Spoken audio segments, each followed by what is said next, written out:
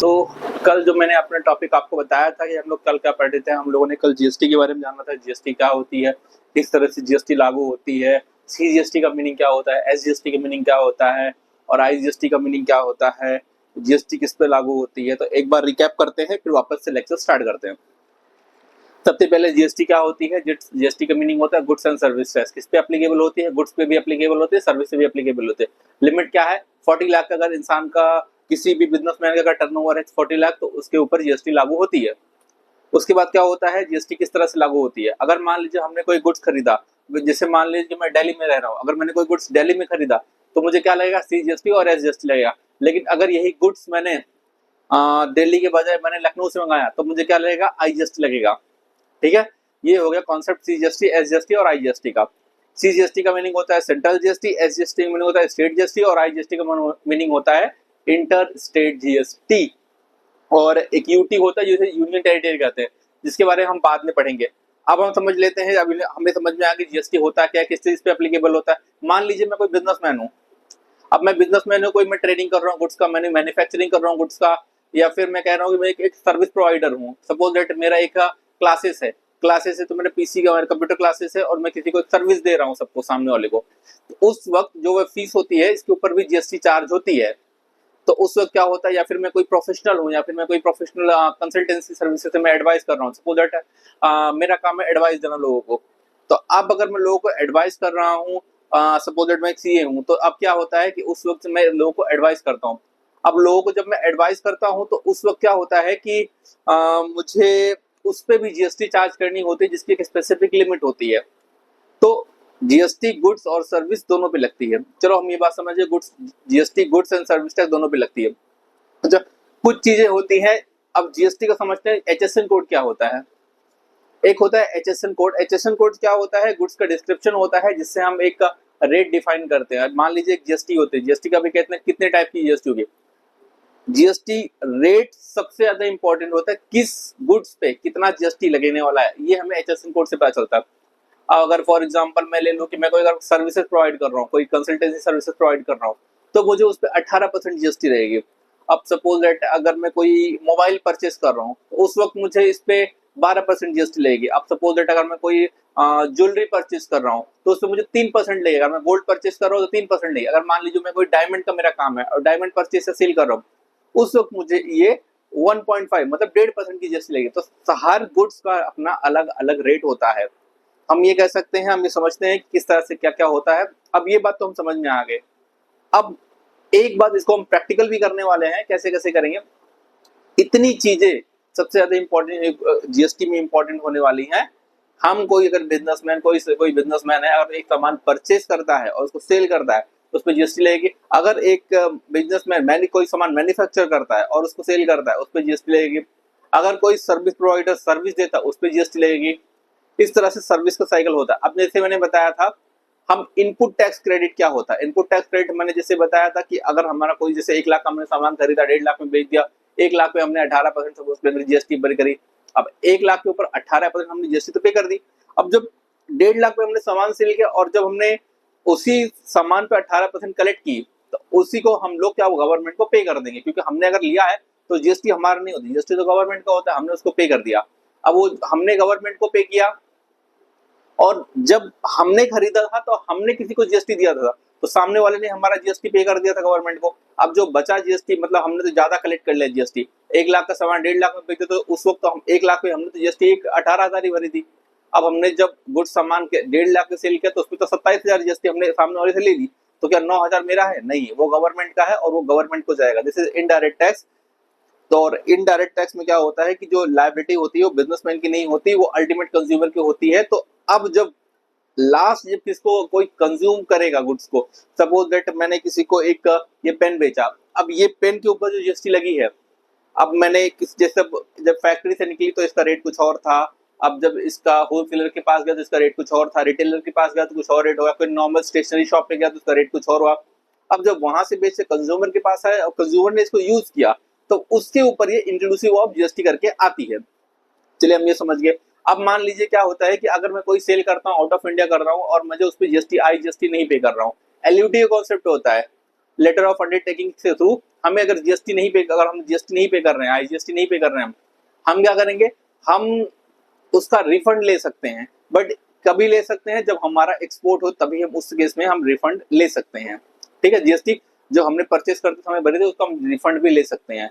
Otherwise अगर हम चाहे उसको तो अगर मान लो हम लोग कोई एक्सपोर्ट सेल कर, लोकल सेल भी कर रहे हैं, तो लोकल सेल में भी इसका इस्तेमाल कर सकते हैं। दैट्स इट, ये होती है अपनी जीएसटी। जीएसटी हमने कॉन्सेप्ट समझ लिया हमने। अब जीएसटी में भी मेरे ख्याल से कोई कॉन्सेप्ट नहीं आने और ज्यादा तो नहीं आने वाला। मैं और आपको बता देता हूँ जीएसटी को हम गवर्नमेंट को देते कैसे हैं।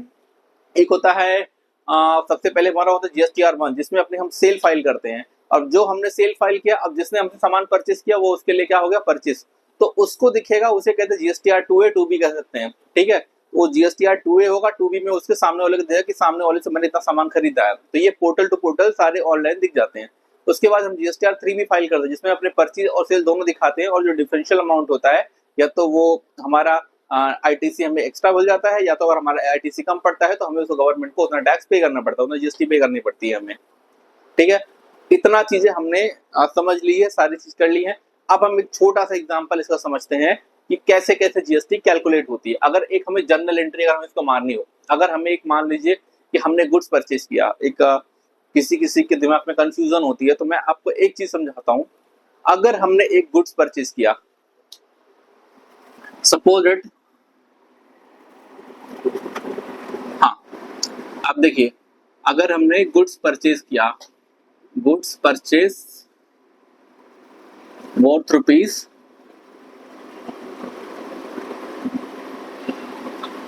1 लाख, ये कॉन्सेप्ट बहुत इंपॉर्टेंट है, तो इसको ध्यान से समझिएगा। नहीं दिख रहा क्या,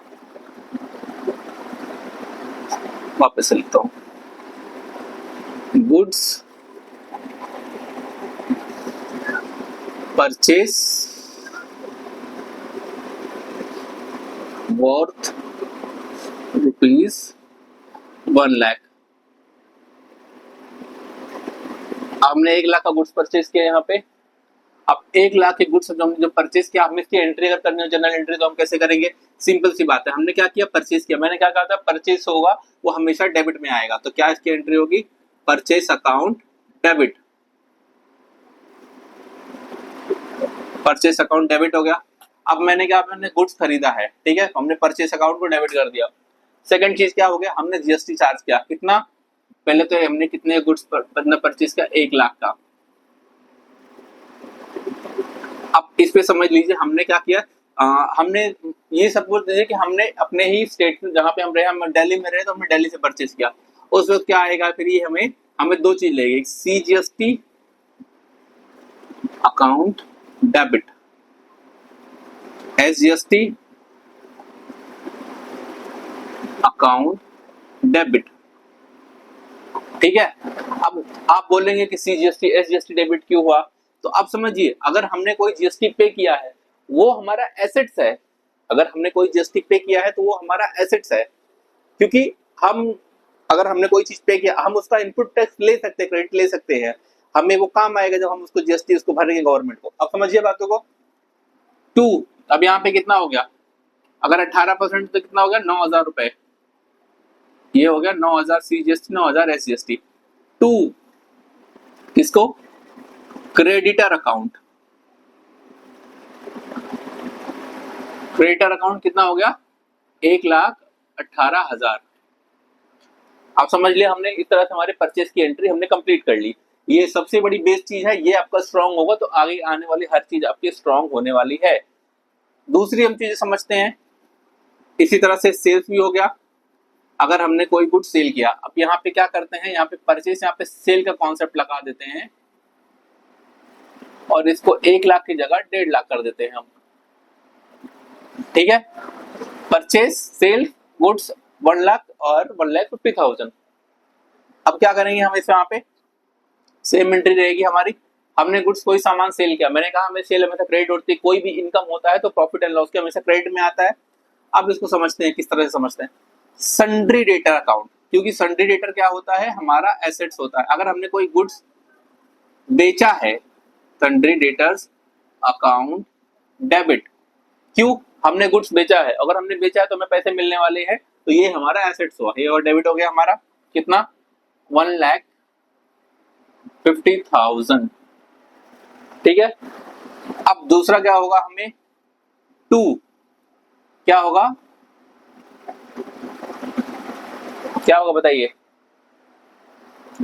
2 हमारा होगा सेल्स अकाउंट। हमने क्या किया, सेल किया, कितने का सामान सेल किया हमने, आप देखिए सन्डी डेटा 1,50,000 का खड़ा होगा हमारा सन्डी। ठीक है, अभी इसमें भी आप समझिए बातों को, ये अमाउंट नहीं आएगा, कैसे आएगा मैं आपको बताता हूँ। सेल्स हमने कितने गुड्स सेल किया, 1,50,000 का हमने सेल किया, और उस पे हमने क्या लगाई, आउटपुट। अगर हम कोई सामान सेल करते हैं तो वो हमारा आउटपुट होगा, और हम कोई सामान परचेस करते हो तो ये इनपुट होगा। तो यहाँ पे सीजीएसटी को हम इनपुट भी कहते हैं, इनपुट सीजीएसटी, इनपुट एसजीएसटी। अब यहाँ पे क्या होगा, इनपुट आउटपुट जीएसटी, क्या सीजीएसटी, आउटपुट सीजीएसटी कितना हो गया, 1,50,000 पे कितना हो गया, ये हो गया 18,000, 27,000। ठीक है, सीजीएसटी हमारा कितना होगा, एसजीएसटी हमारा कितना होगा, तो 1,00,000 पे हो गया 9,000, और 9 हो गया 4.5, 13,500 टू आउटपुट एसजीएसटी, ये कितना होगा 13,500। अब यहाँ पे एक्चुअली में ये आएगा 1,27,000। ठीक है, ये अपने आ गए, ये हमारी परचेस की एंट्री हो गई, और ये हमारी सेल की एंट्री हो गई। ये सबसे बड़ा बेस हमारा है, अब हमें इसको समझना है। ठीक है, ये सब चीज समझना है। अब हम एक बात समझ लेते हैं कि हमने कोई गुड्स कर दिया, परचेस कर दिया, सेल कर दिया, इस तरह से हमारे जो जीएसटी है लगती है हमारे, ये सबसे हमारा बेसिक होना चाहिए। सेकंड मैं जो बता रहा हूँ आपको बताने वाला हूँ, अब अगर हमने ये सामान सेल किया है, ये सामान सेल किया है तो हमें पैसा आने वाला है, ये सामान अगर हमने खरीदो पैसा देने वाले हैं, तो इसलिए ये लायबिलिटी होगी और ये हमारा एसेट्स होगा। ये चीज हमें बेसिकली पहले समझनी है। अगर हमारा बेसिक स्ट्रांग होगा तो हमारे आगे आने वाला सारे स्ट्रक्चर हमारे स्ट्रांग होने वाले हैं। तो सबसे पहला अगर हमें किसी पे फोकस करना है, बेसिक पे फोकस करना है कि बेसिक क्या चीज होती है। अगर आपकी बेसिक स्ट्रांग है तो आगे आने वाले हर एक चीज स्ट्रांग होने वाली है। अगर आपकी बेसिक ही इंपॉर्टेंट अगर स्ट्रांग नहीं है तो आप अकाउंट्स या फाइनेंस में कोई भी चीज नहीं कर सकते इजिली। हम एक बड़ा सम करेंगे, लेकिन सबसे पहले आप हर एक बेसिक समझ लो कि जीएसटी क्या होता है, टीडीएस क्या होता है, छोटी छोटी चीजें समझ लो, बेसिक क्या होता है। एक बार बेसिक स्ट्रांग हो गया तो हम एडवांस का एक ही सम लेंगे जिसमें हम सारी जीएसटी का, टीडीएस का, इनकम टैक्स का, सारी की सारी चीजें एक ही सम में सारी चीजें मैं क्लियर करवा दूंगा। चलिए जो बाकी का है वो नेक्स्ट लेक्चर में हम डिस्कस करते हैं। Thank you.